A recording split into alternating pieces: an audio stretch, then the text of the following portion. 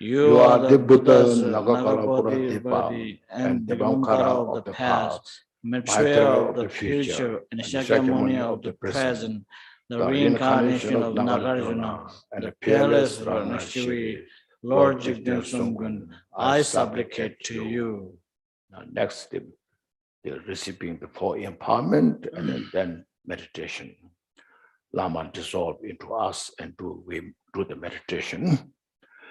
Light rays emanate from the Lama's body, speech, and mind, and they dissolve into my four places, thereby purifying the four obscurations, bestowing the four empowerments, and planting the seed of the four kayas. The Lama then dissolved into myself. My mind is now natural luminosity, emptiness.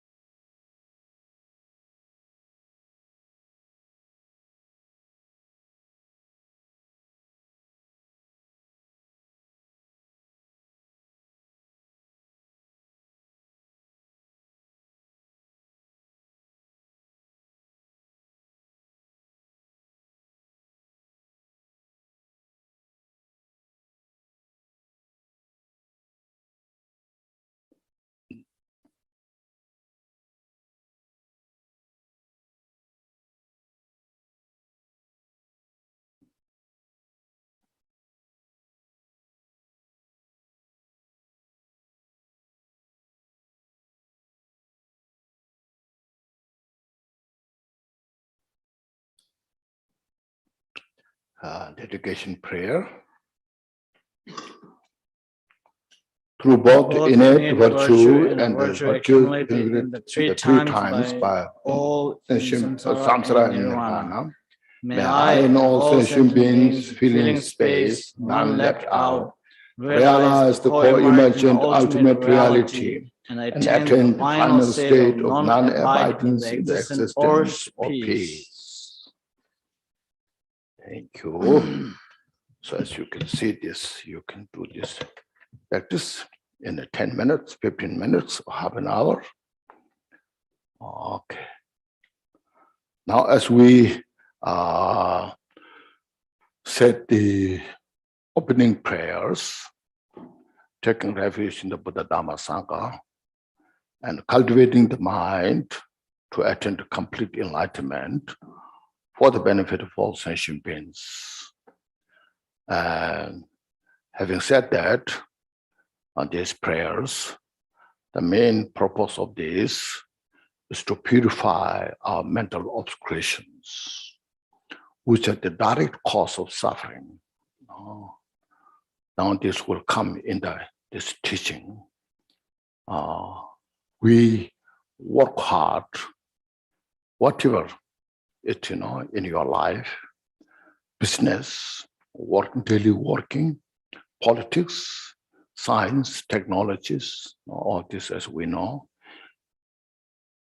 In a brief, we keep busy our life from morning to the evening. Sometimes we sacrifice lunch, sacrifice breakfast. But all the purpose, whether you Dharma practice or working, all purpose is to have some peace and happiness and free from suffering. Physically, mentally. That's the goal of every sentient beings, even animals, insects, birds, and all this. So here, as we have discussing these last few days, the Buddha's teaching is for about that, but mainly concerning the mind. Whether we say, I have peace and happiness, it's your state of the mind and the result of our action. And so I'm suffering. It's also state of the mind. It's a result of our action. We don't say the rock is suffering, the tree is suffering, isn't it? We human beings or sentient beings, and including animals, who has the consciousness, the mind, the awareness. So that, now as in the text mentioned, Buddha taught,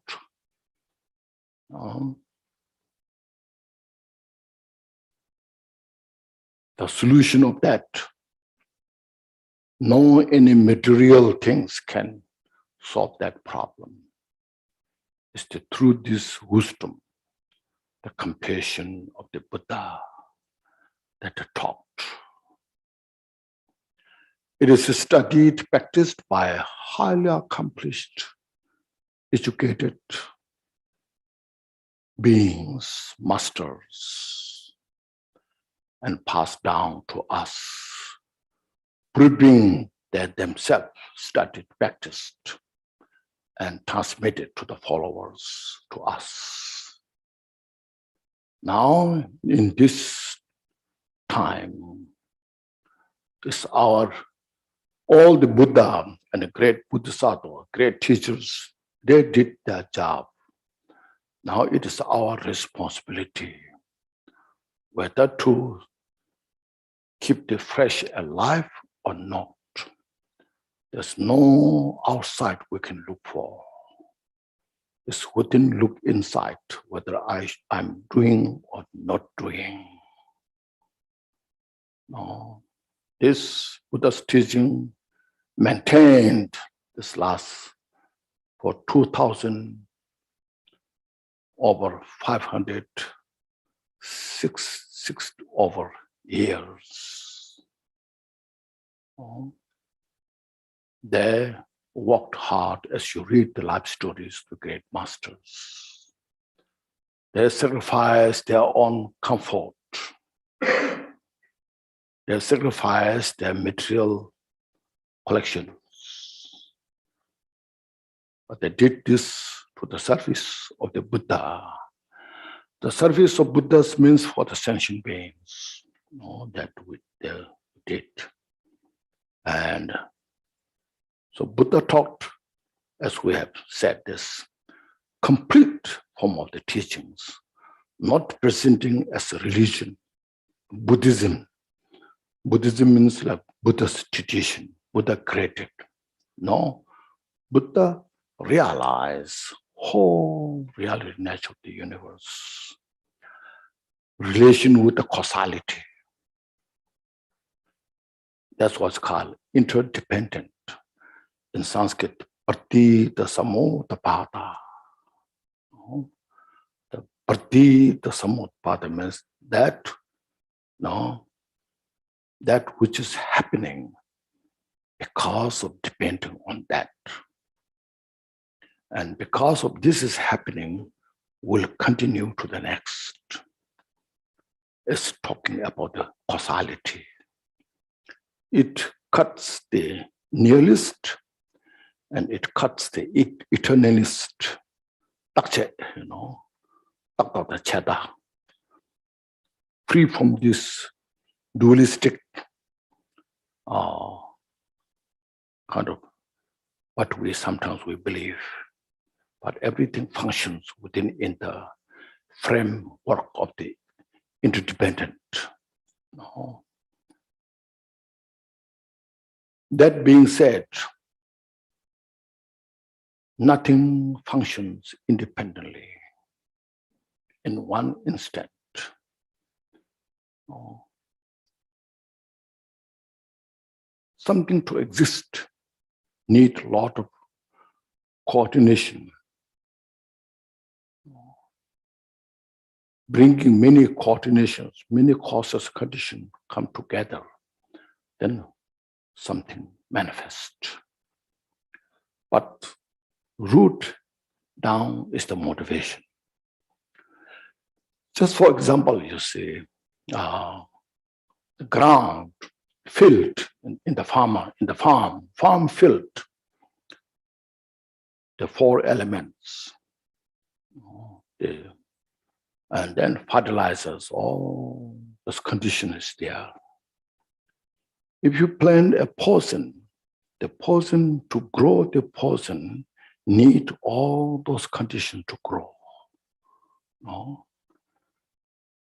As well, if you plant this seed of medicine, to grow the medicine need all those conditions to grow. From the same condition, depending to the seed, one grows the poison, one grows the medicine. Like that, our mind. When there's a mental affliction, confusion, delusion, that becomes a seed to manifest, or it becomes a cause for the suffering. But that depends on many causes and conditions. And at the same time, when we have a virtuous thought, Bodhicitta, that depends on many causes, conditions, as it is required, and that becomes the cause for peace and happiness. You see, since we don't want suffering, so Buddha's teaching is to see what's the cause of suffering, that what you don't like. No? And what's the cause for the peace, happiness, what you like. It's not just for today, it's not just for tomorrow or next year, but it's life after life. No? So it becomes necessary, indispensable to study, to practice the Buddha's teaching. It's not just a religion you believe or don't believe. It's the matter of to understand the causality for peace and happiness. So this is what Buddha taught precisely. No, that's why we take refuge in the Buddha, Dharma, Sangha. Buddha taught that for all sentient beings, not just only for monks and nuns, not just only for Buddhists, but every sentient beings. As I repeated at the time, we say May all mother sentient beings have happiness and causes of happiness. We pray. May all sentient beings free from suffering and causes of suffering. You see, that's the total, our goal. The project is that, the ultimate goal. In the samsara, you say, look, you go anywhere all over the world where they speak different language, have different culture, different lifestyle, different belief system. Somewhere they don't believe anything, but they want peace and happiness, but they don't want suffering. It's the same thing. Oh. So look at this. Oh. And you see, we encounter all the time difficulties, suffering, physically, mentally, including aging, sickness, finally death. Does everybody go through this avenue?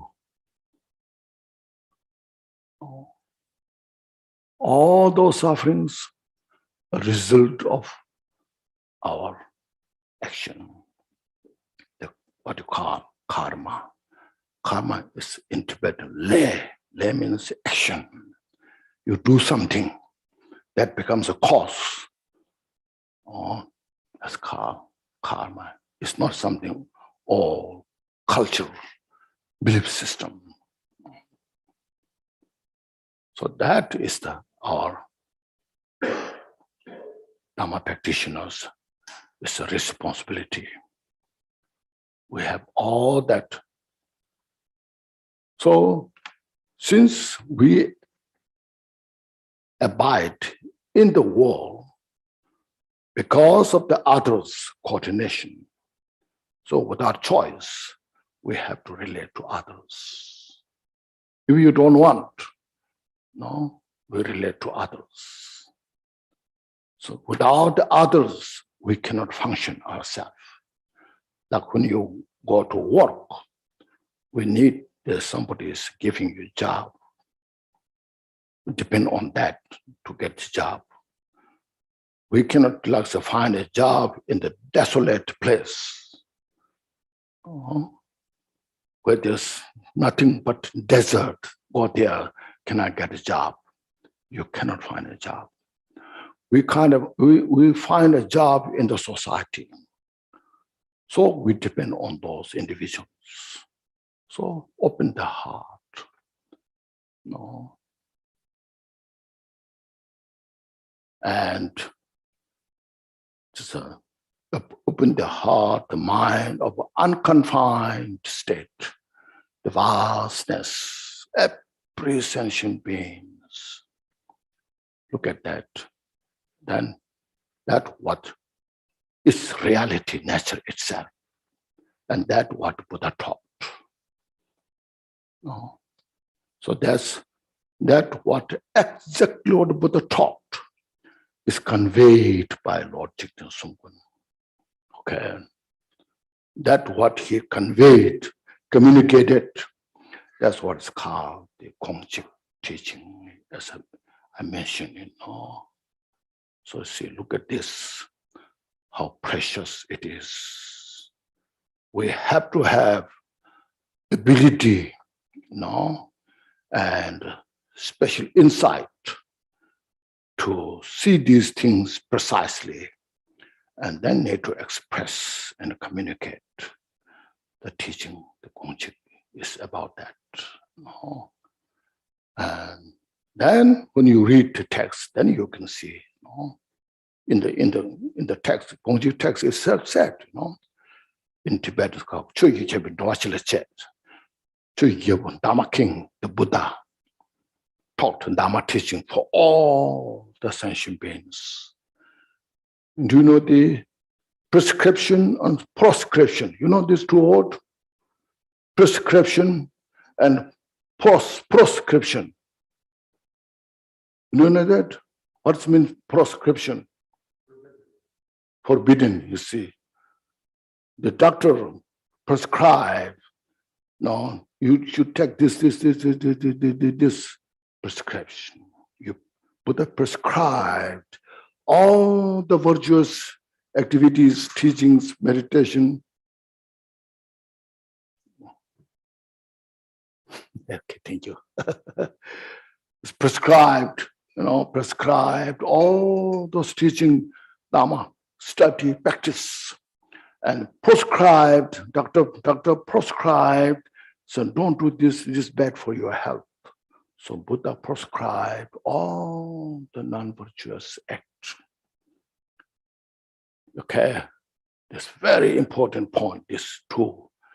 Prescribe, prescription, prescribed is prescribed primordially all the time. Buddha asks us to do all the good things for our own benefit. And Buddha prescribed all the non-virtuous action to avoid for our own benefit. So that's what's called interdependent, interconnected. It's all constitute within in this what's called the institution of this causality.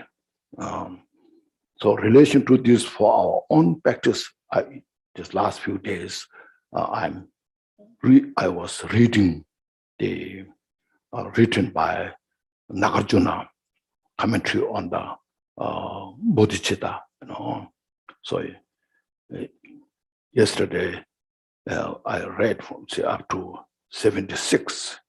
If you know this, 76. In the 76th the verse from there,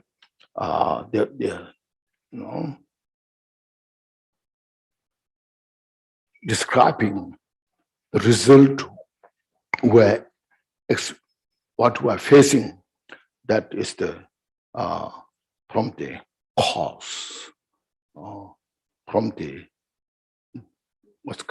distinctive cause and manifest the distinctive result. As yesterday I read this, the result, desire, and undesire. I started that, the result, desire, undesire. The result means the fruit, or peace and happiness. Desire, what do we desire? For peace and happiness. And what we undesire is a suffering. That is not independent. It doesn't come casual. No, it comes from distinctive causes and conditions. So in a good or evil state within this world, and all this drive from action, see, good or ill, happiness, ill, suffering, come from our action. That have been done to others beings, say, relate to others, you see. Nobody will hurt to yourself. I always cherish myself. My peace and happiness, I cherish that. My suffering, I try everything to get rid of it. So I cherish myself.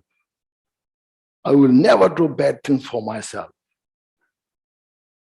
But I do bad things for myself through the negative action, relation with the others.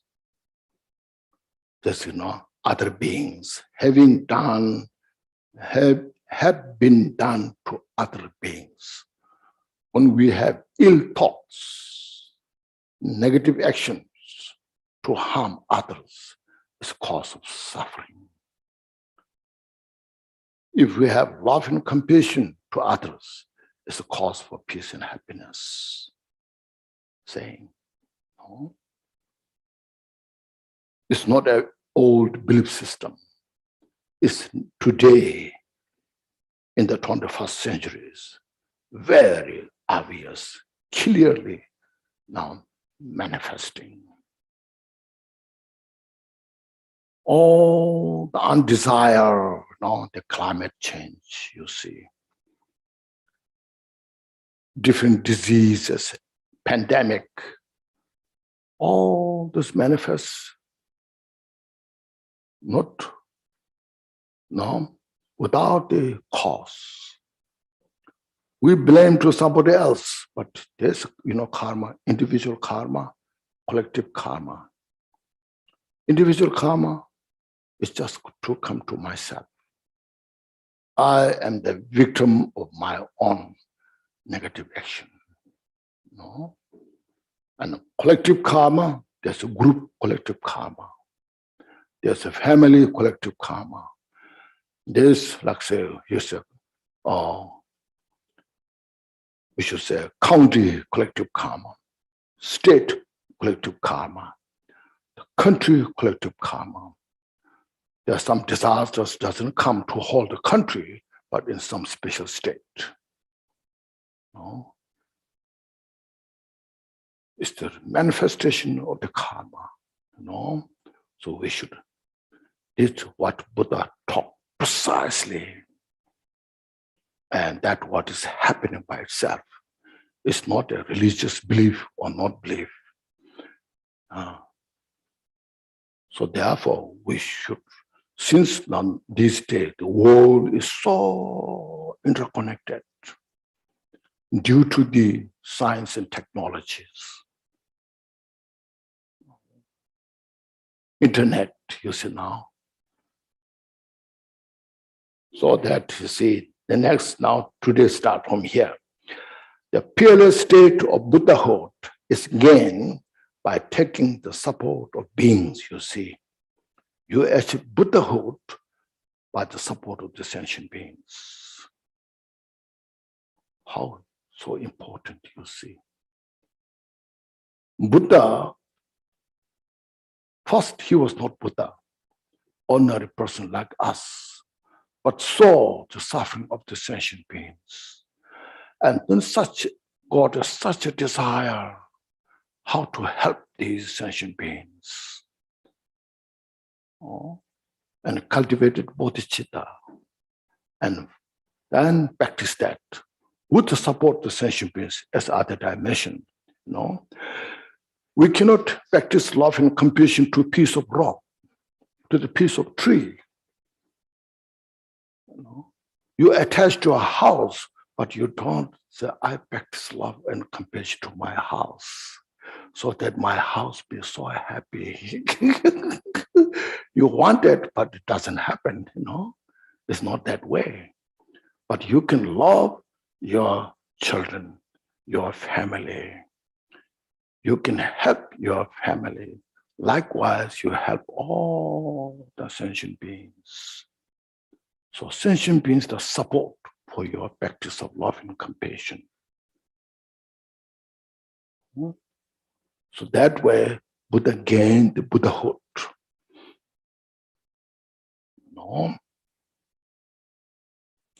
By taking the support of beings, what wonder is it then that there is no heavenly, no human joy, that there is no heavenly means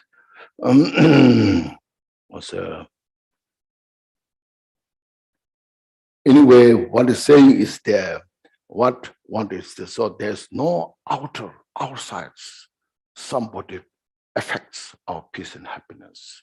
It totally affects from our own action. When we have ill thought, negative thought, that becomes cause of suffering to ourselves and all in the world. So then he said, you see, no state of Brahma is just above that. In Tibetan, Hatha Mi Longchoka song, Longchoka. Tangba on Bota, Jidin Yoma Jidin, Jidin Yongwe, Den Tata, Simpson Pepper, some sugar. Also, when we have goodwill, good thought, love and compassion, bodhicitta, all the desirable conditions that we enjoy, all the undesirable conditions that we don't like, but we have to experience those due to our negative thoughts. Matando, Rosumdir, Kayameva, such is that there's no inner wonder, there's nothing to be wonder outside of us. We all have to look ourselves. We have to see the causality precisely. So here, the emphasis of the practice of loving kindness, compassion, bodhicitta. They are the root cause, rudimentary cause for our peace and happiness in the temporary life and for enlightenment. So there's no state of Brahma, Indra, Shiva, or any guidance deity of the world enjoy all in the three realms of existence that was not engendered through desire for beings good. Everybody who's enjoying peace and happiness is because of love and compassion to all other sentient beings. They are suffering there is because of our negative action. So that's basic, Now here next is, all the different kinds of pain that beings suffer in the hell realm and animal or hungry ghost. All these result from the harming beings. How much we're harming. Yeah, whereas, if you look carefully,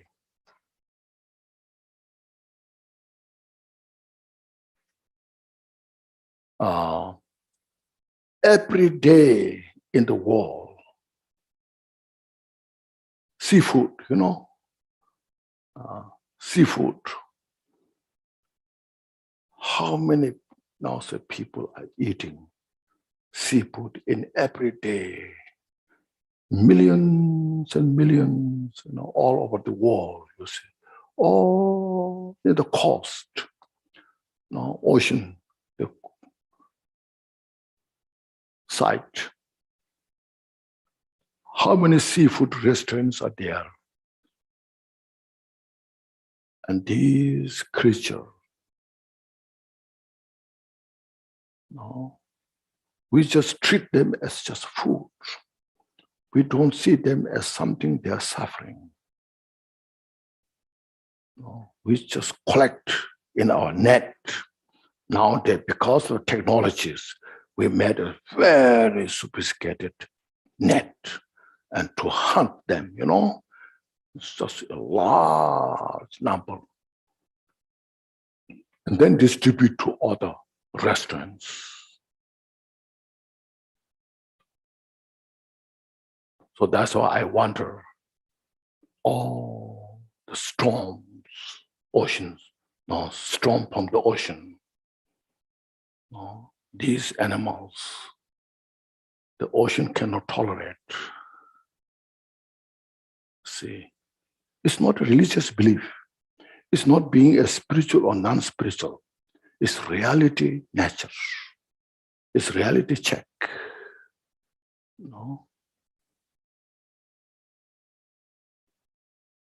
Whether I believe religion or not religion, if somebody hurts me, it hurts me. I get pain. And I don't desire that. I want to free from that. But as a human being, I can express.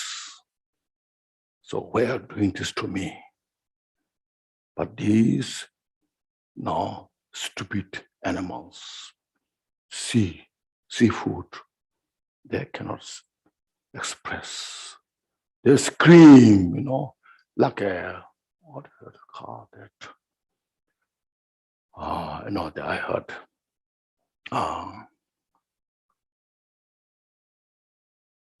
When you throw in the boiled water, they scream, real, alive. Throw in the boiled water, Because I saw one time, in a big restaurant, many in the rest, some big restaurant. There's so many stoves put there. So in one stove there's one chef, and next to him there's a fish tank, big fish tank, and he picked up a live fish and throw in the pan where this oil is boiling. He throw in that, and then made a big noise, smoke sort of coming. And then after some time, fish again jumped in the air and went down. So that is what's called heroin, suffering. So now you see, look at this. Still we want to enjoy our life while torturing other sentient beings. How much we can expect real peace and happiness due to our ignorance, delusion, our greed, our attachment. Then we create all these cause. That's why we get so much the natural disasters, the earthquake, the storm, the tornadoes, and all. You see, whole country is now covered with water. It's not because of result. They each has their cause, and we're paying the price. So that's the Buddha's teaching, you see. Buddha's teaching is not just some belief system. No, basically how to become a better human being, more civilized.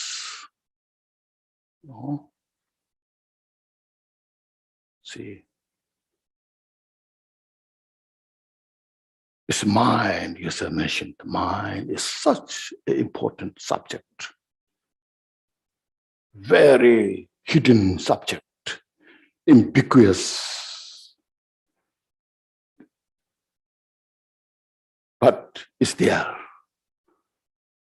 We cannot deny that, So that's what it's saying, Now, it's all the suffering that exists in the world.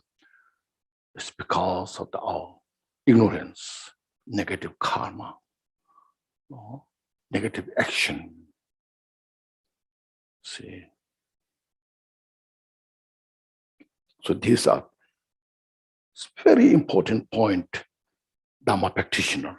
It's not just chanting some mantra, in the morning, just, so just showing your pious. Pious? I'm sure I'm very pure, pious, and chanting some mantra and all,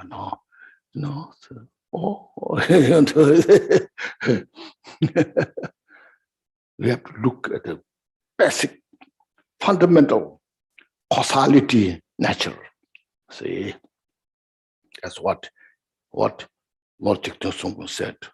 When karma comes, even Buddha cannot do anything. Buddha has to explain this out of karma action. The story of Moggallana. Moggallana was such a gifted Buddha's disciple who can show miracle power, can fly, all these things. But then one time, then a group of non-Buddhists came and beat him. And he was just beaten. And, his whole bone was crushed.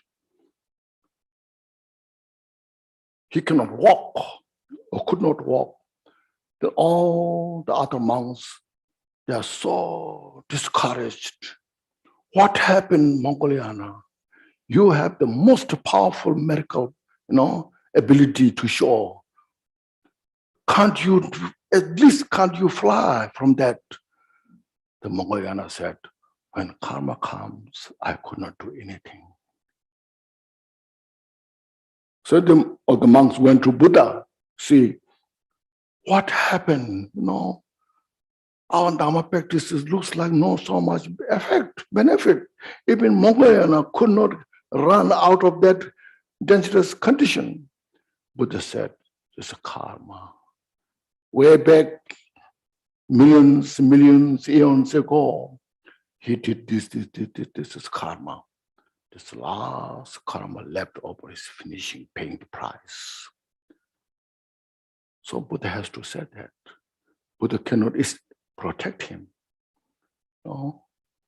Buddha said, I can give you blessings, you are healed, Sometimes we say, teacher, this teacher will protect us from hell realm. Doesn't look like that, We have to work,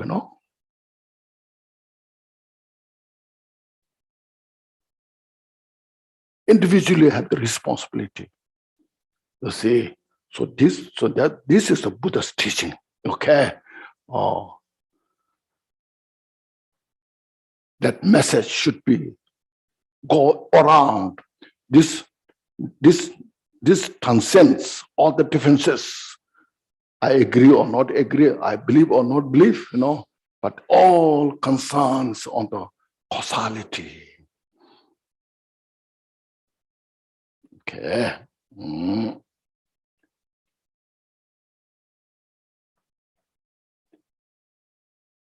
Okay. Our next what is said is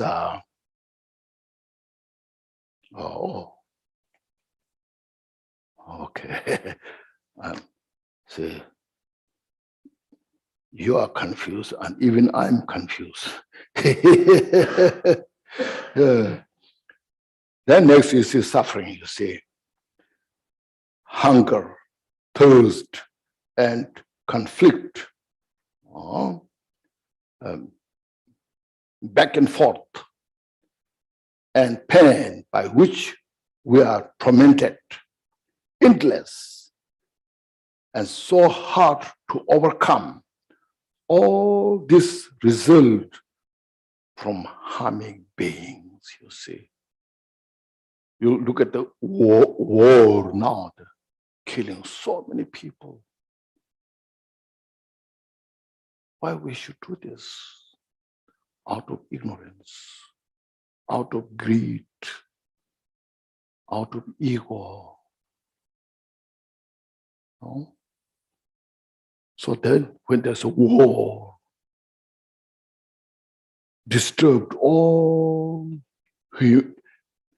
human beings, non-human beings, spirits. And because of that, the weather changes. Then there's a drought,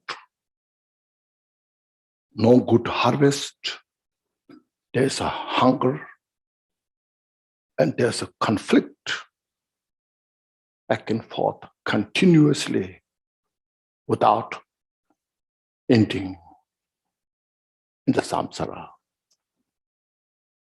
So the pains, by which we are so tormented. Is the real teaching, Buddha's teaching, wisdom, compassion, endless and so hard to overcome. There's other dimension in our mind. Look at the mind. Our mental afflictions, we know they are not good, but we are so overpowered by them. We have no freedom. Like those individuals who are drug addicted. Just example. First, due to some mental difficulties, some conditions or even not mental difficulties due to your influence, your friend, you use drug. And then you enjoy that. You use once, twice, three times, and then you get used to it. And then drug addicted. And then your life is spoiled. No longer good, your life. Then you see your friends, your parents say, don't eat, don't use the drug. This is bad for you. No, they tell you, scold you, and you know it, but so addicted. You cannot live without it. And this, you're so you're overpowered by this addiction. So whole samsara in the samsaric sentient beings were addicted by mental afflictions. Like a drug. All these mental delusions are drug. And we're so addicted. Difficult to get out of this. And we suffer.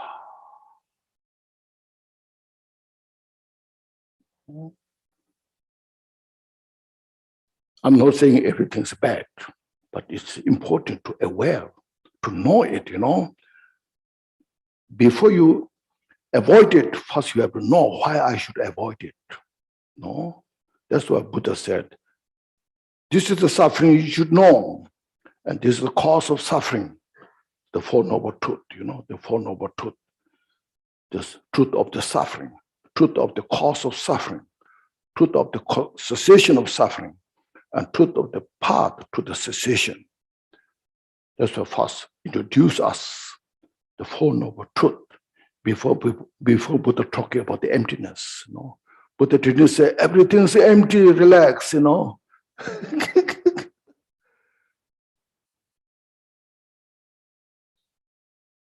We're just looking, suffering, just this moment, my physical suffering, mental suffering. We don't know more than that. The Buddha is saying, not that simple. There's a suffering called, what we know suffering is a suffering of suffering. Then there's suffering of change. All the enjoyment in the samsara that you indulge, that we are indulged, it's a suffering of change. They change into suffering. We should recognize that. And then as long as we have the mental affliction and the karma, we are under the condition of suffering. Even though right now you feel so good, perfect, life is perfect. But still we're under the condition of suffering. So these we have to have a mental, very quick, clear picture of this understanding. Then say we can work. Now, what are the cause of those suffering? Then look at the cause. So that's what the Four Noble Truths are the framework of the Buddha's teaching. Buddha taught the first level of the Four Noble Truth. Then when Buddha taught the second turning of the Dharma, it's also Four Noble Truth. And the third turning of the Buddha's teaching is also Four Noble Truth.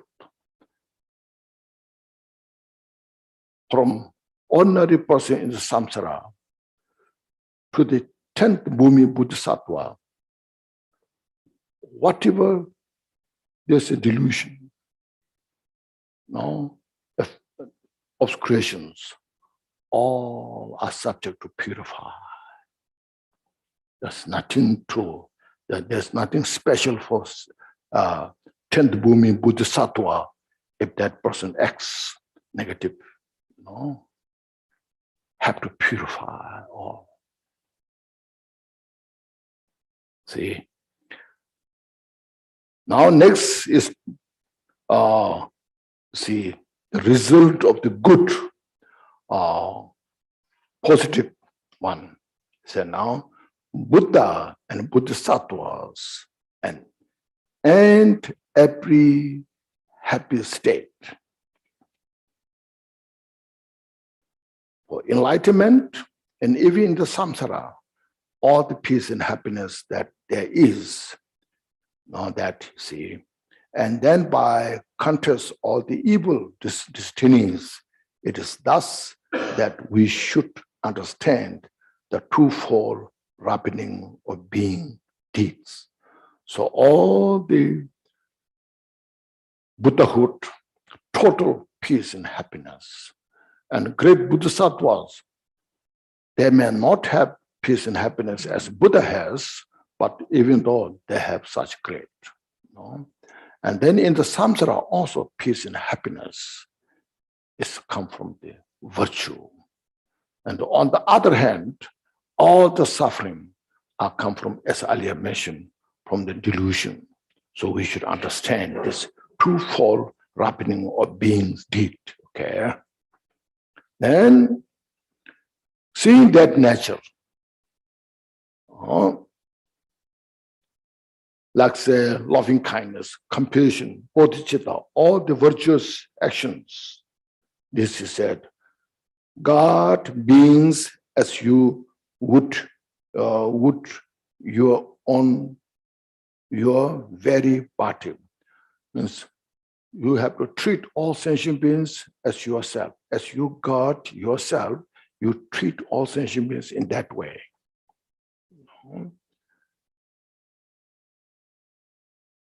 Because sentient beings, as I mentioned, is our support of the practice.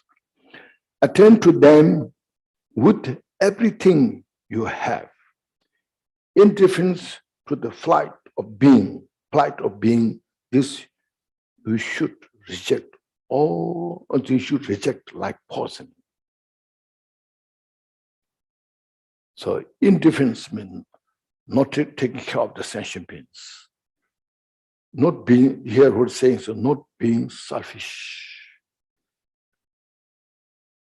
We bring all sentient beings into our heart. And then let us say, practice loving kindness, compassion, bodhicitta. So that's our support to create all the positive karma for the enlightenment, Buddhahood. And neglecting sentient beings, the indifference, neglecting sentient beings is like a poison.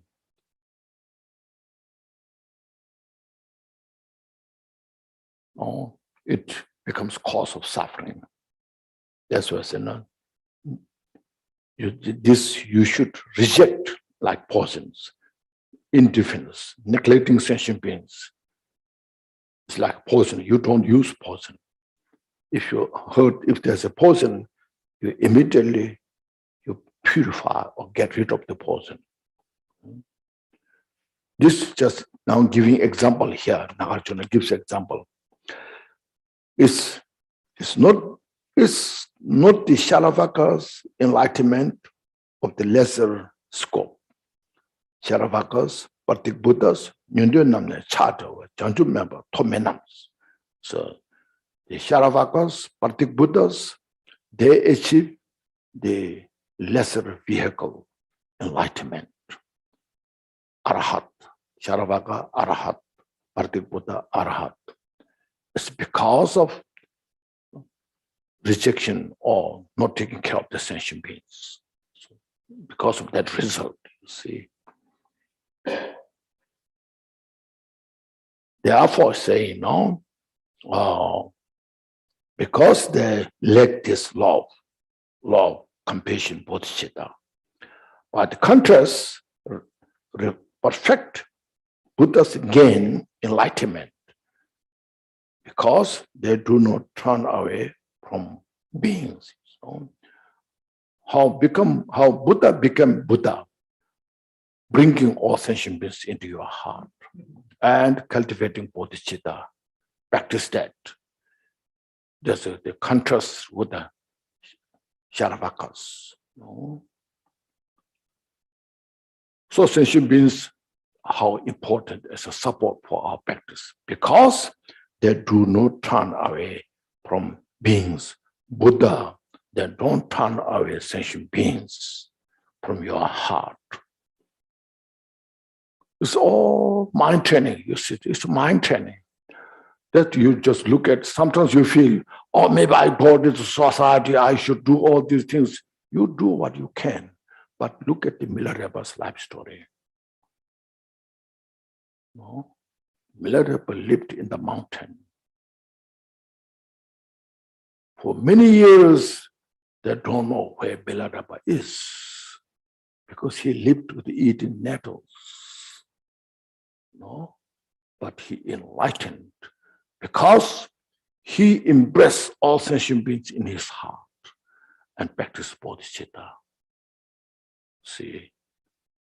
So we should know how to practice. Sometimes you may think, love, compassion, bodhicitta, maybe I go to the net, I do a lot of things. You know, if you can, you should do it. But somebody rejects you, you know. Then there's a danger you give up, you know.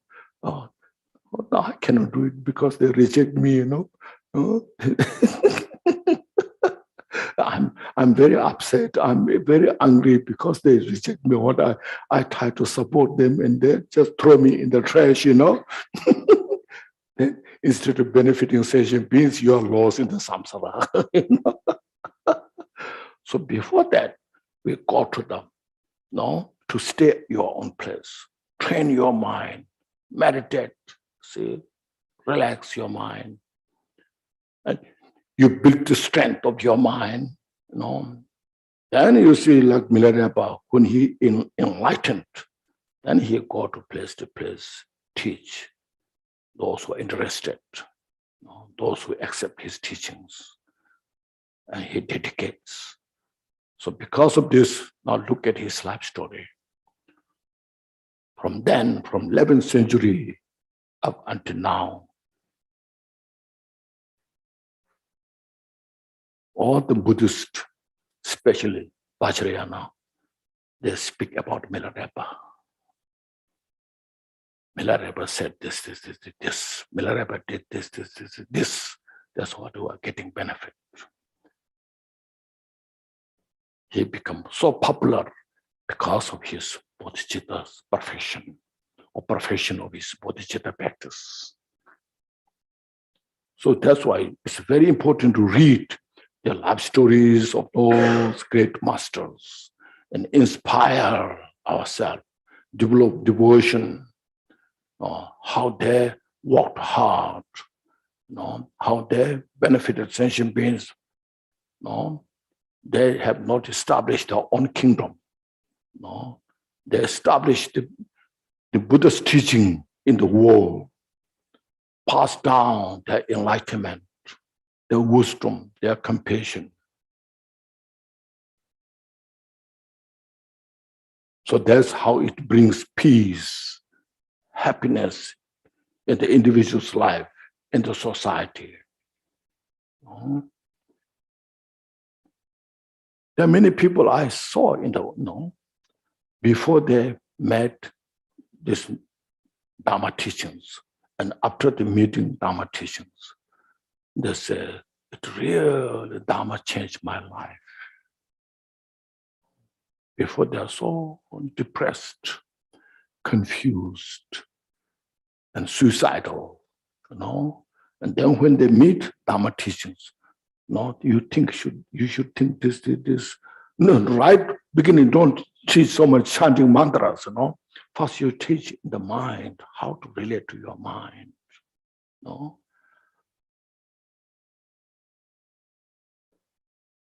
Chanting mantra is method, but method depends on your mind.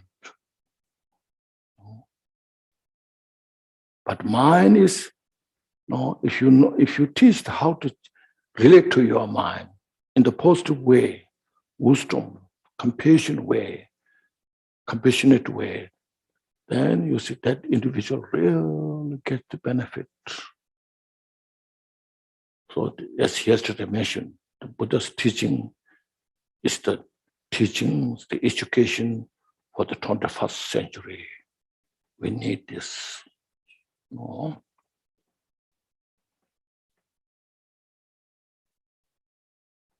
So here, see the last, you see, verse 84. Once one has examined, you see, the result of helpful and unhelpful deeds.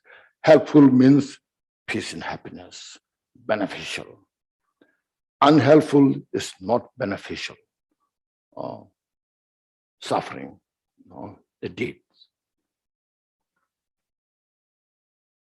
How even for a single instant can one stay attached to one's own benefits. So now, when you know this as a sentient beings, as a support for our Dharma practice, for our enlightenment,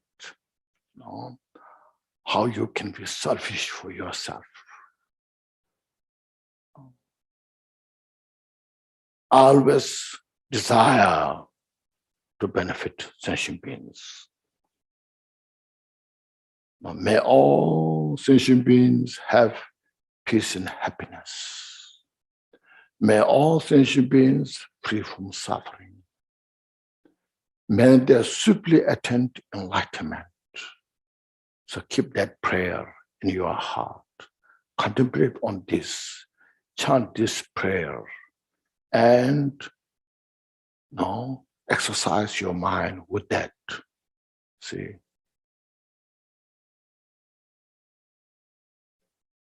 Because as mentioned, our mental affliction are very difficult to purify. As yesterday we went, the habitual tendencies, the propensity of these habits are so difficult to purify. You know the sticky glue? Sticky glue. When I was in the 16th Street in the house, I stayed there. We have a tenant who lives in the one room. And the house was old house. So there were a lot of mice, So one time, then the one tenant moved. After that, the tenant moved, the person who lives there. I went to the room, and there's a sticky glue in a piece of paper. And a mouse is stuck with that glue. Just, I think, the tail or something, one leg, stick with her. So then I was trying to not to pull that, the mouse from that. When I tried to pull the leg and the tail, the tail, it's attached to the glue, Then if you try harder, it looks like the whole leg was going to break, So it is so painful. And I was and I started thinking, what should I do, And then I took that out of the house and I went to the garden, we have small garden there. And I said that. Then at that time, the phone was ringing, So it took 10, 15 minutes. I could not pull the mouse out of the glue, So I left on the piece of rock. I went in the house to pick up the phone. And somebody called and asked me this. So I thought after the phone finished conversation, I'll come and work on that. When I came out, it took by the eagle, eagle or some fly, big fly, took the mouse,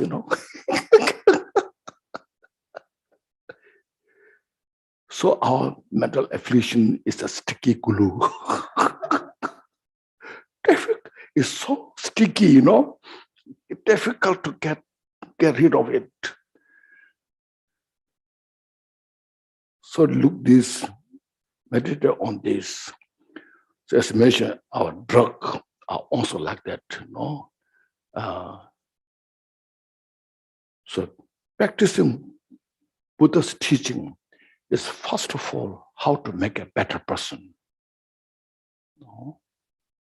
We have a lot of limitations. Now, I acknowledge myself on how much limitation I have, but I see how I can improve, make it better, So it's how to make a better human being, more kind of helping, not harming. By saying this, may all mother sentient beings, have all the peace and happiness. Become a better human being, more courage, more wisdom, more compassion, and make that way we make the society better. Without this, just by chanting mantras, I don't know how much you can make the world, I'm not saying the chantings are not good. Of course, they are precious, but we have to understand this. So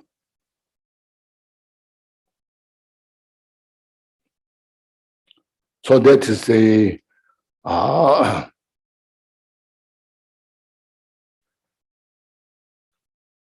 say, can one stay attached to one's own benefit? So when you see these differences, how dear you can just attach to yourself. Especially if you want to achieve Buddhahood.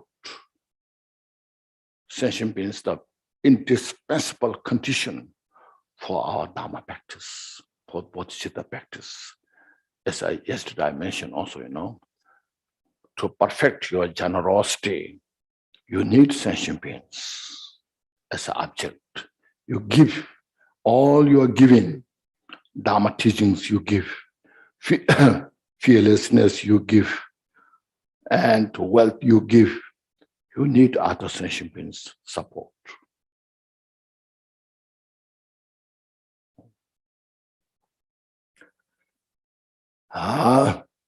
Then next is how to establish the stability of the bodhicitta and compassion. So from the plane of bodhicitta, firmly rooted in compassion, you say. Compassion is the indispensable condition to develop your bodhicitta. Bodhicitta is cultivated, established on the base of the great compassion. Compassion is the mind which desires as every sentient being to free from suffering.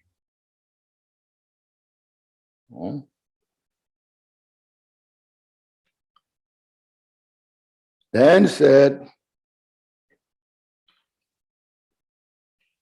the one and only fruit of others' welfare grows, means the bodhicitta. You want to help other sentient beings, you can help sentient beings when you have bodhicitta. Thus, the Buddha's children, means bodhisattvas, meditate on bodhicitta. See? So bodhicitta is not just for Buddhists. Bodhicitta is for every sentient beings as a cause, you should say, as a cause to free from samsara, as a cause to enlightenment. Okay. Sometimes say, bodhicitta is only for Buddhists, Then that makes very simple, very small mind. Bodhicitta is big, but you make very small, You confine your bodhicitta in the wrong place, and then there's no bodhicitta. But bodhicitta is an unconfined mind. It's a mind of freedom,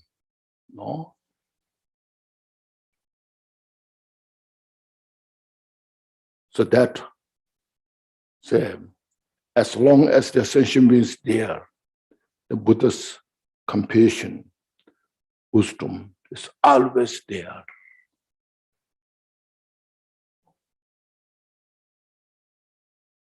So, totally embrace the bodhicitta. We should not have afraid. Sometimes take the Bodhisattva's vows. Oh, no, I'm not ready yet, Means I'm not ready yet to free from suffering, basically. That's the point, If you want to free from suffering, bodhicitta is the highway towards the freedom. Absolute method. And sentient beings, the best support for your practice.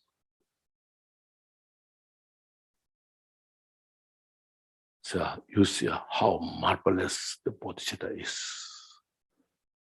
How marvelous the Buddha's wisdom is, the teaching.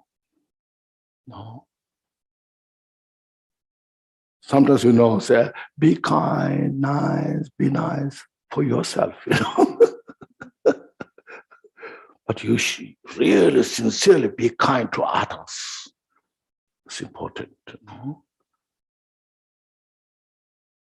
Sometimes Buddha scold his disciples, why you're doing this bad thing, We think Buddha is always smiling, Very weak,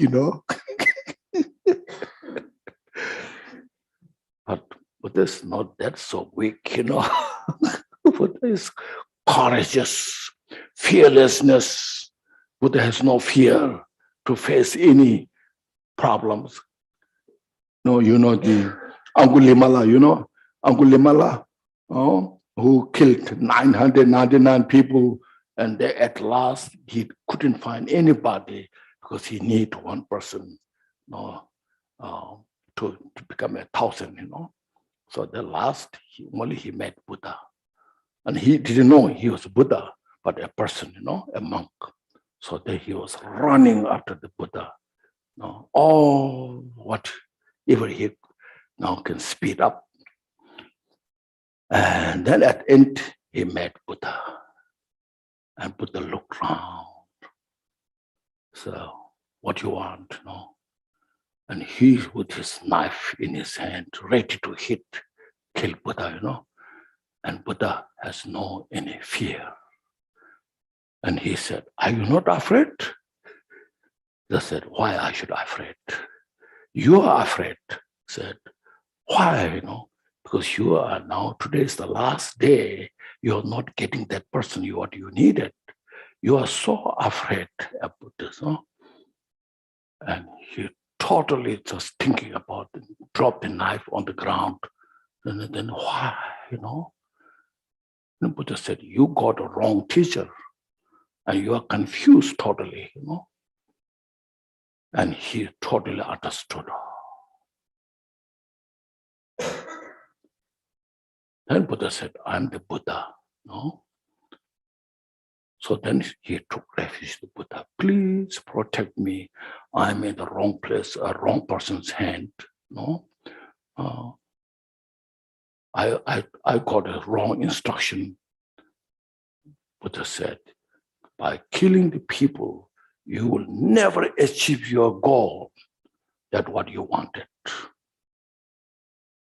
So then he was totally remorse what he did out of confusion. And then he fully took refuge in the Buddha. And then Buddha gave instructions how to purify all the misdeeds that he has done. And because Buddha knows totally, directly how to purify his, all his negative karma. And he was totally ready to purify.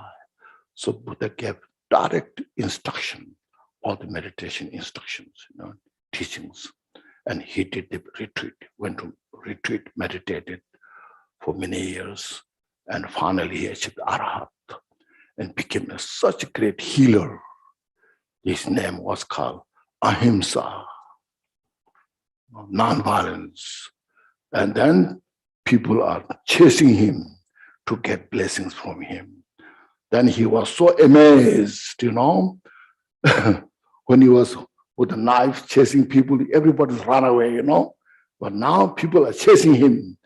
Oh, that's the beauty of the Dharma, the beauty of the Buddha's wisdom and compassion. So we need this.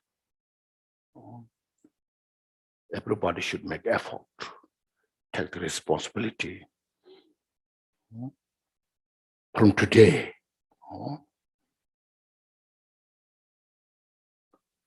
So embrace the Bodhicitta.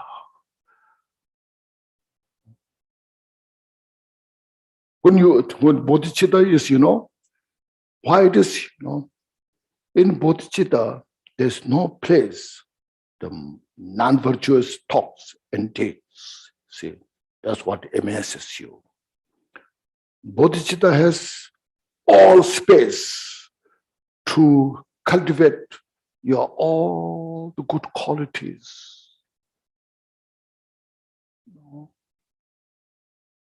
And can become a perfect person, free from all the suffering. So we should inspire by this and meditate. Since we want peace and happiness, since we want to free from suffering, this is what we can do, what we have the opportunity in our hand. Otherwise, it's, oh, Buddhahood is so beautiful, blissful, and like Devachan. You can describe Devachan. It's so wonderful. Still, we don't know where that is. You know? But you can find Devachan in your heart by cultivating Bodhicitta. No?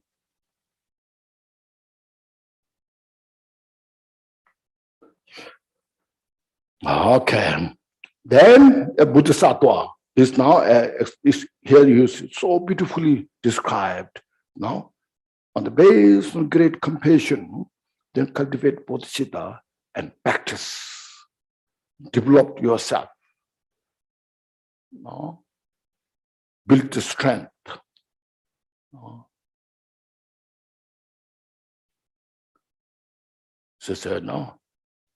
Purify our flustered mind and bring the unflustered mind within in. Establish. Then to benefit first sentient beings, look at the suffering of the hell realm, hungry ghosts, animals. They are tortured, all this. So great Bodhisattvas, how to help these beings. Now here coming is, no?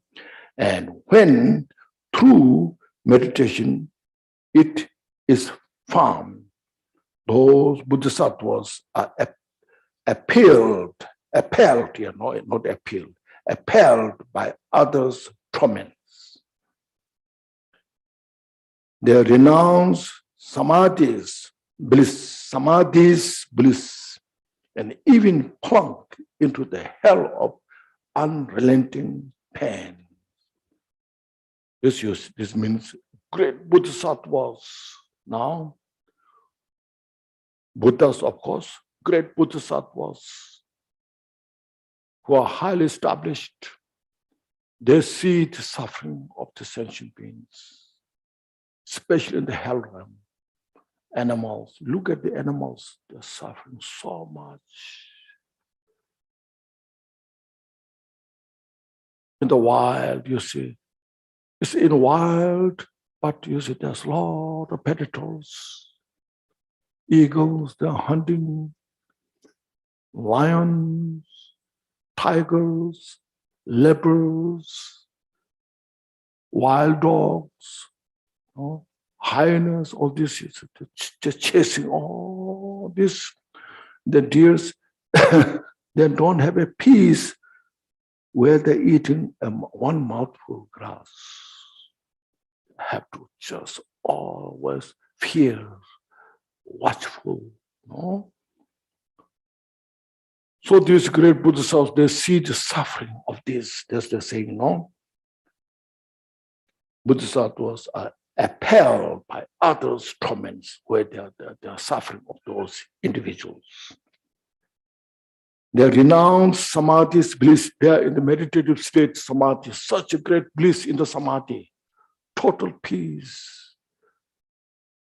No? If you have very good meditative state, you don't want to move from there. That's because there's no better place than that. But great Bodhisattvas, they risk that. They're not attached to that. Oh, see, they renounce, you see. They renounce and would say voluntarily they are born in the lower realm, you know, and even plunged, you know, into the hell of the unrelenting pain. They could go through there because out of their bodhicitta, great compassion, they cannot tolerate the suffering of sentient beings.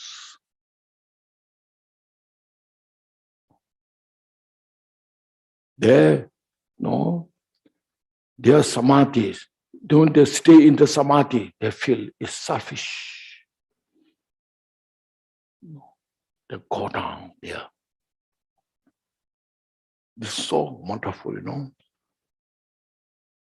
In Tibetan, Konchog, Kompe, Tembani, Shinjutung, Jitine, something there were Tonaja, Namepaya, Juberches. They can do these things without fear because they realize emptiness. So when they realize the emptiness, suffering is also naturally empty. There's a pain, but not an intolerable pain. They realize their body is empty. When the body is empty, then the agent of the body is empty, where it is called such a characters of the suffering. So this is the wonderful thing now. How wonderful this is, how worthy to be praised. Now, these great Bodhisattvas are worthy to be praised.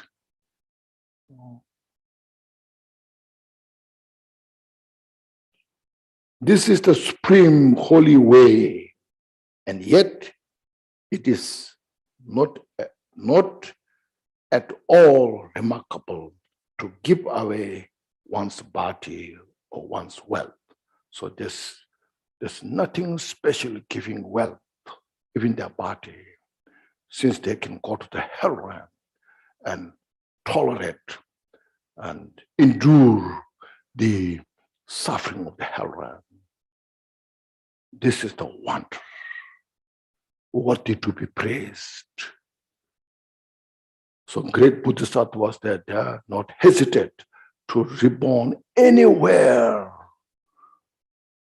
when there's a chance to help other sentient beings, benefit sentient beings. That's because the bodhicitta, the relative bodhicitta and absolute bodhicitta. So that everybody have opportunity. There's no discrimination, okay? Buddha didn't say, you cannot practice bodhicitta, you can practice. I like these people, I give bodhicitta to these people. I don't like these people, I won't give bodhicitta teaching, you know. There's no discrimination, you see. That's why Buddha's teaching is for everybody in the world. That's why we who know this has a responsibility to share with others. No?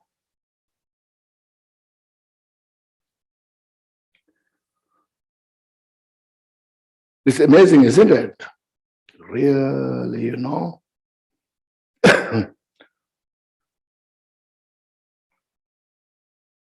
Time flies now.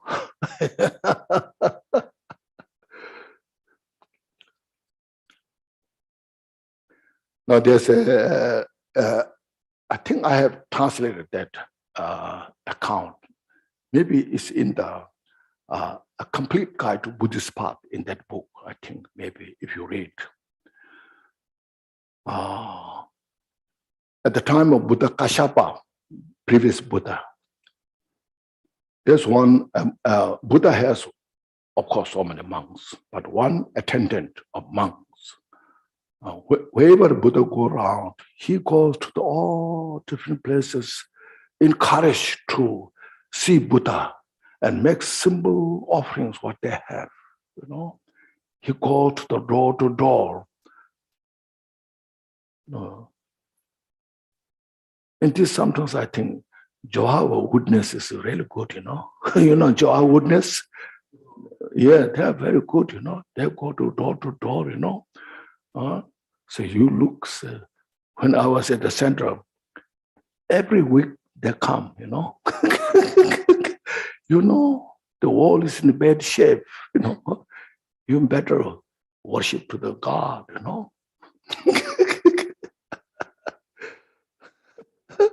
So it's a good thing, reminding, to be a better, So like that, a monk was going around, Then there was a couple, very poor.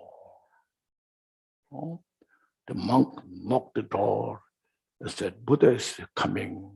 If you have anything to make offering, do it. So they have only one cloth, wearing cloth. No, you remember in the item. And then the wife said, we're so poor. Now I want to make this offering. And the monk took the cloth and made offering to the Buddha. And Buddha picked up this dirty, old, very old cloth, smelly, and bring up, And the Buddha surrounded us of kings and ministers, rich people. So they thought, the Buddha is crazy, holding such a unclean, dirty, all this old cloth. Now he's keeping, And Buddha said, I want to say something. It's so amazing. The person who offered this, do you know? He said, of course they don't know. This is the most pure motivation to offer this to me. And Buddha explained, the couple down there, they have nothing, but they're desperate to see me, but they don't have an extra cloth. So what they have is this one they offer to me. Such a pure motivation. So then the people are so impressed because what Buddha said. And then there are people who are rich, they ask the monk, where are those two? And they brought clothes, and then they gave to, and then they got opportunity to see the Buddha in the assembly. So then that reborn life after life with such a precious life, born with a wearing cloth, without kind of making effort to find something. Then this was told Bodhicitta Muni, the story. There was a young woman who wanted to become a nun, and she has her own cloth and turned into robe, and all the monks there so impressed. What has happened? Then Bodhicitta Muni told the story of that. So that's actually happened, It's not a mythology, okay? So this is the causality, this is what it's saying here now. So we have all the opportunity what we want to do and don't want to do, But these Dharma teachings are so precious that gives us the wisdom, opens the heart, and then how to do things right. So Dharma teachings are so precious, important,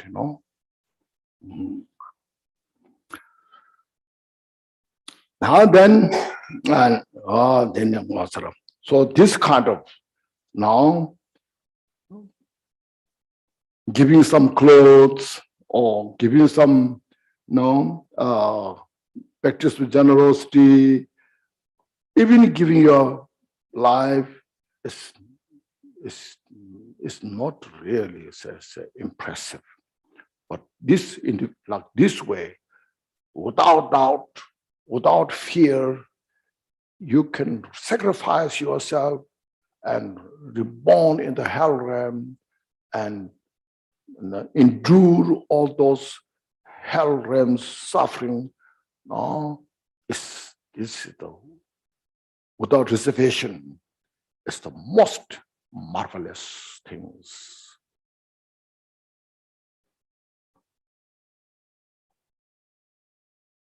Then next, I want to read this, verse 88.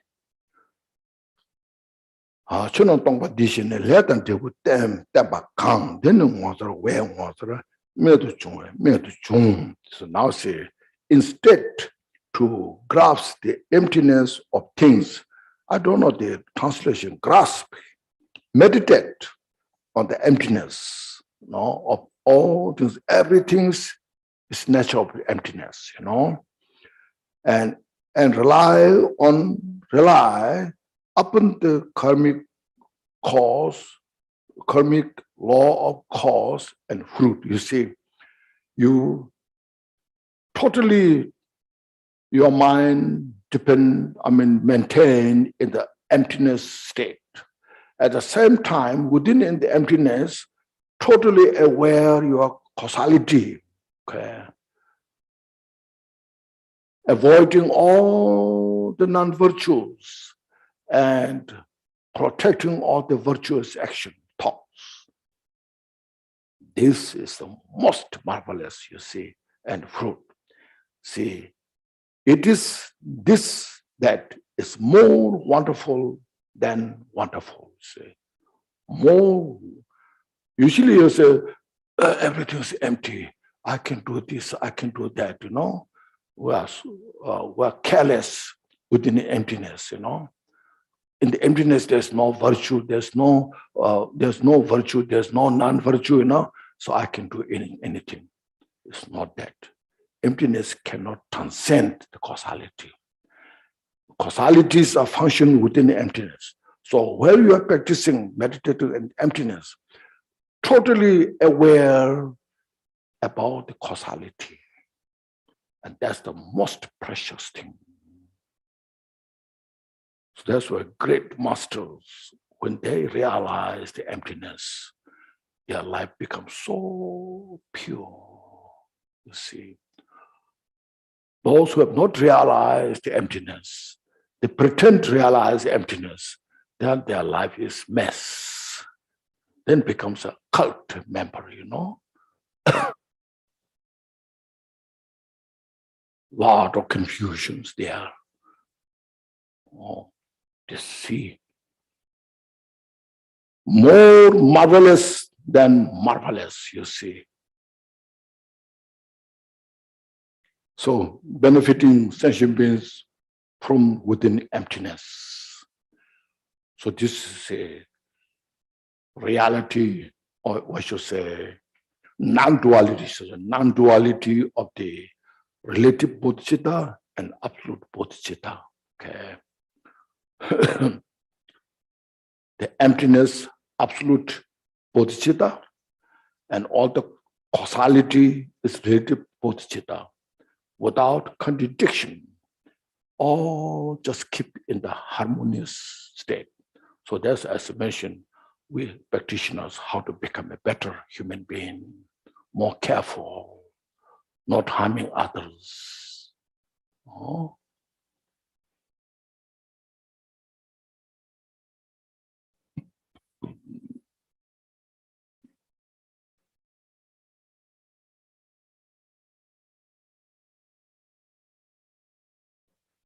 This is exactly what now Bodhicitta is teaching about. Okay, that's why it's so relevant to express the Gongchik, how Gongchik is about. So because I read this in a few months, and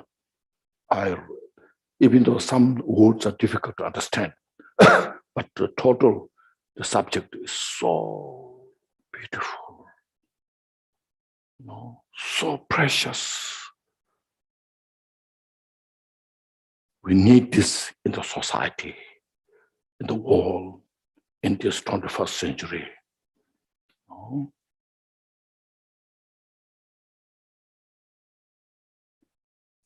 Now time is going through, isn't it? How do you like this now? Bunny, you like? The Emilia and the Malaysia?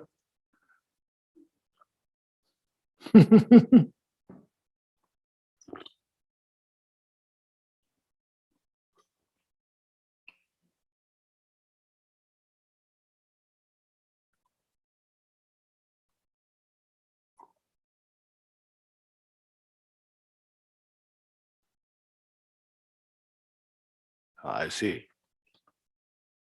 Jim Dean.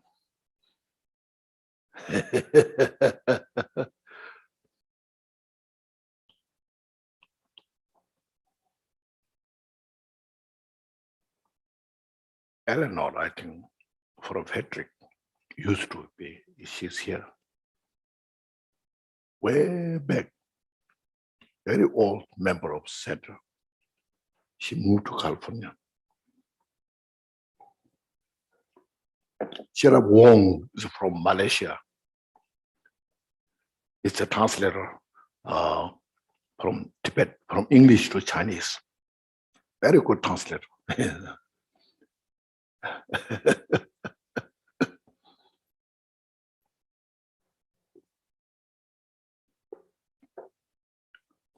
Now we make a break for lunch or whatever.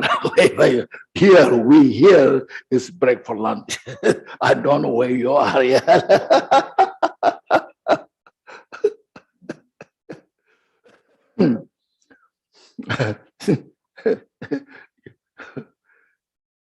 It sounds good.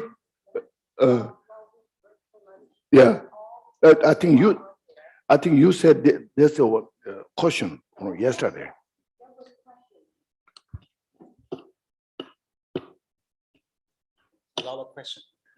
Oh, there was several questions, Sister Susu. Maybe we can look, and she'd have already translated. And there was Ed yesterday. He have asked about verse 69. Oh, I'm sorry, verse 67. mm-hmm. Independent of the conventional, no ultimate truth can be found. Can you explain? I'm not sure if Ed is. Verse 67. Yes. When such is expounded as it is, the all concerning relative is not at all suspended. Means within the suchness, he said,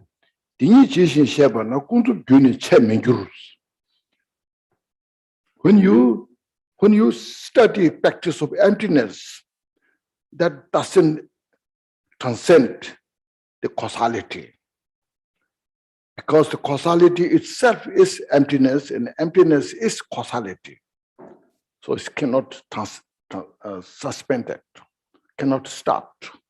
Okay. In other words, the emptiness will not transcend the causality. The causality is emptiness, and it manifests within the emptiness without separation. Okay. So you have to take care of causality. Don't say, I'm practicing emptiness now, I don't have to take care of the causality. You have to work hard to become Buddha, practicing the 6 parameters.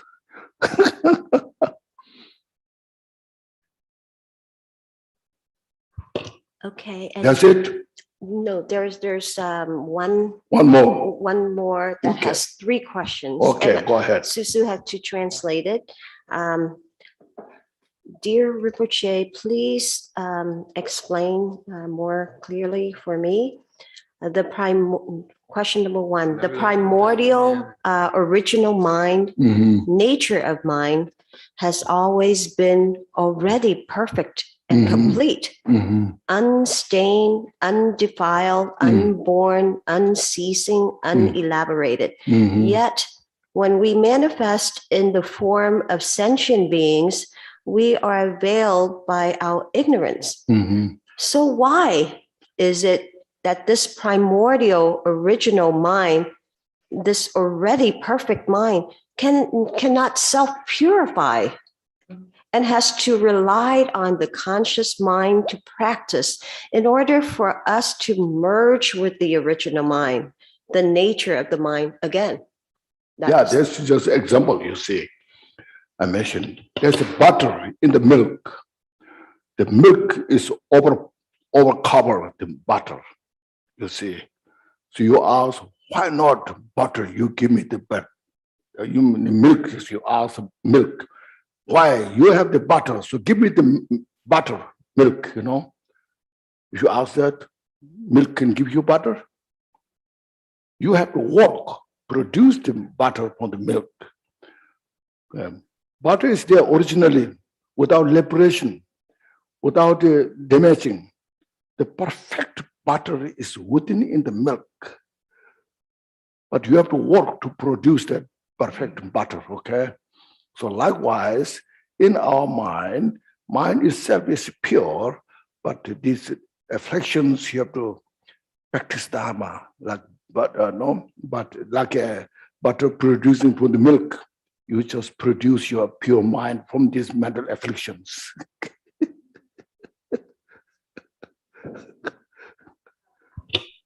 Question number 2. Yes.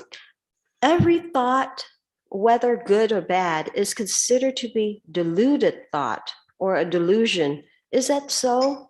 And if it is so, then what should we do so that that thought is no longer deluded, so to speak? First, you see, deluded, not deluded, depends on your mental, how you handle it.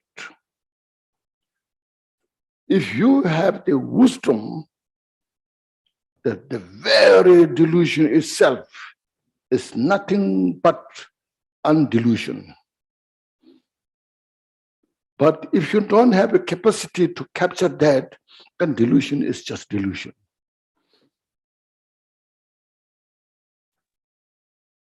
Okay. Question number 3. Okay. Yes. Sorry.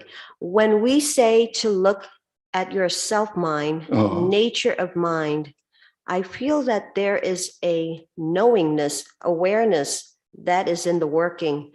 Thus, is this knowingness and awareness is my subtle self? There's no subtle or gross. There's no mind called gross mind and subtle mind, you know. But when you are a meditator, doing meditation, you know, and your mind becomes sharp, you see, more clear than scattered mind, you know.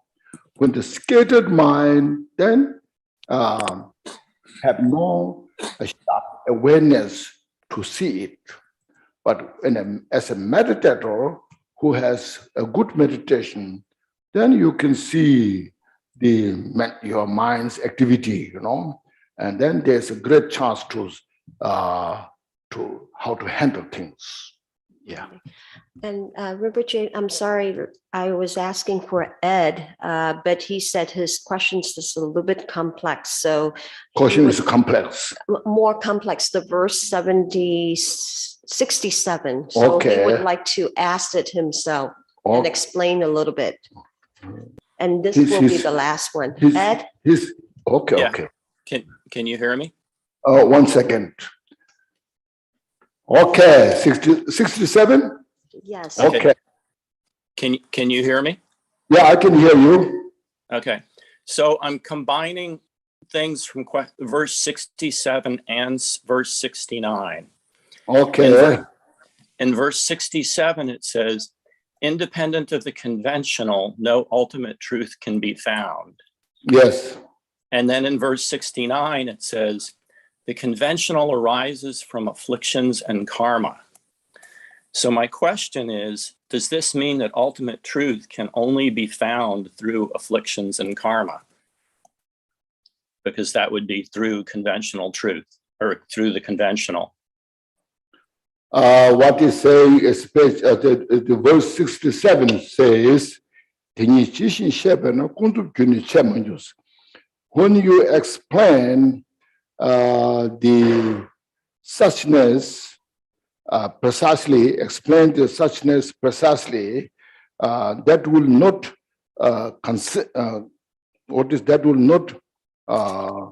transcend the causality, it's saying, because there's no suchness, there's no actual suchness thing besides the relative, okay? The relative that shows the relative itself is no different from the suchness, and the suchness itself is because of the suchness of the relative, you know? So this here it is saying the suchness and the relative, suchness is ultimate. The suchness and the relative, they don't contradict each other. Actually, they support each other, okay? That's what the verse 67 says. 69, yes, the this relative state in the samsara, basically you said, not nirvana. In the samsara, the kunzup, the sambridya, in Sanskrit it's called sambridya, and that relative state is come from mental afflictions, okay? Means all these manifestations are the result of the cause that we have created. Now, the karma is made or come from the mind. No, similar joints. No, then what about that kind of mind? You know, that mind is the result of the collection of all the propensities. No? Then when that propensities are fully purified, means obscurations, then that is the bliss. So this is a kind of teaching how to practice, how to recognize, no, why this all manifestation come from in the world, in your life, okay? That's come from all the results that you are experiencing is from the karma. And who created karma is from the mind. Mind is coming, the mind is that mind which created karma is the collection of all the habitual tendencies through many lifetimes in this life. No? When you took care of these habitual tendencies, means all the mental afflictions are fully, there's a habit to know this. So when there's a purified, then your mind is totally peace and bliss. Okay. Thank you, Rinpoche. Okay. Now we take a break. Thank you for your answer. Okay. Excuse me? Okay. Now first say, please take a deep breath. Inhale. And exhale all the stress, physically, mentally. Yeah. And then with this, as we studied, I hope somebody you got some message to this teaching. I hope I also have communicated enough that you understand. Then with this, first please meditate. May all sentient beings have peace and happiness. May everyone in the samsara free from suffering. May all they achieve complete enlightenment of the whole. Then with this, we'll say some dedication prayers. Thank you.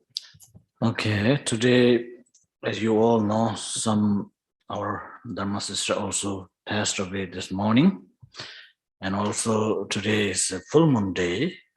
So we try to recite Mani Mantra together with the short Generistic sadhana practice we find in this prayer book, which is page 21. So we do this practice and chant mantra and dedicate for all the people who passed away, especially our Dharma sister who passed away. Her name is Lee.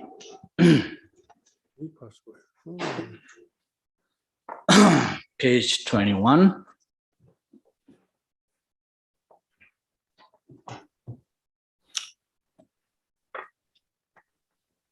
Om Sambhava Shuddha Sarva Dharma Sambhava Shuddha Haing Tongbe Ngangle Pende Deng Danye Doje Chembe Goi Karsai Shaje Shasheba Dangbe Togara Talmoy Jar Wome Tingwai Bemai Zin Gilroy Dada Rinjin Longe Zogu Zembeje Tugarainda Den Shitaraingage Goroin Tele Witch Sanje Chansem Chu Tenaim Chenlai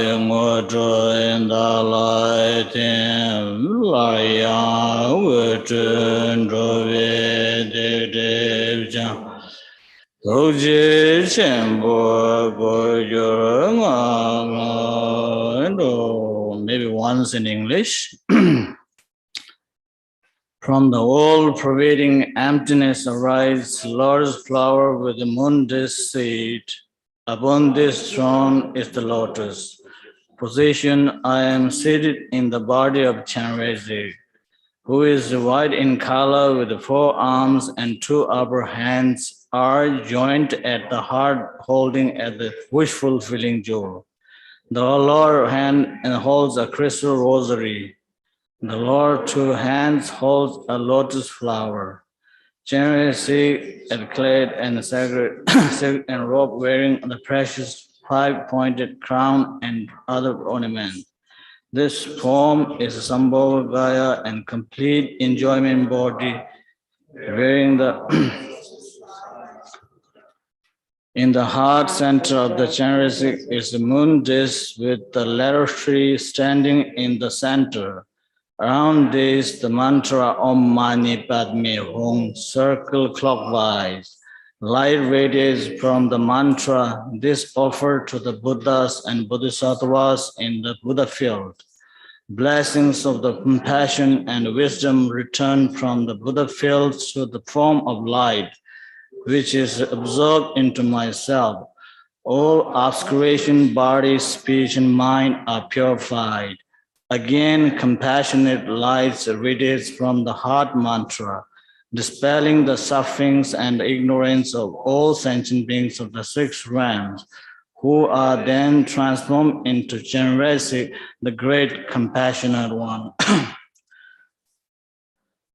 Om Mani Padme Hum, Om Mani Padme Hum, Om Mani Padme Hum, Om Mani Padme Hum, Om Mani Padme Hum, Om Mani Padme Hum, Om Mani Padme Hum, Om Mani Padme Hum, Om Mani Padme Hum, Om Mani Padme Hum, Om Mani Padme Hum, Om Mani Padme Hum, Om Mani Padme Hum, Om Mani Padme Hum, Om Mani Padme Hum, Om Mani Padme Hum, Om Mani Padme Hum, Om Mani Padme Hum, Om Mani Padme Hum,